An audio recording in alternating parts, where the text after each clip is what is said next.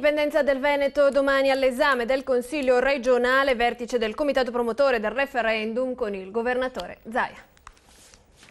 Indipendenza del Veneto, consiglieri in aula domani, chiamati a pronunciarsi sulla richiesta avanzata da Stefano Valdegamberi di indire un referendum per verificare la volontà autonomistica dei veneti. Un tema che torna per la terza volta all'attenzione del Consiglio, senza che la prima commissione abbia preso posizione sulla richiesta referendaria.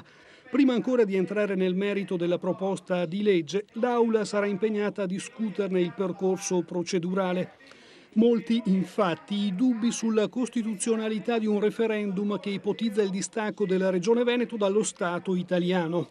Alla vigilia del confronto nell'aula di Palazzo Ferrofini, il Comitato Plebiscito 2013 è intervenuto a sostegno della proposta referendaria.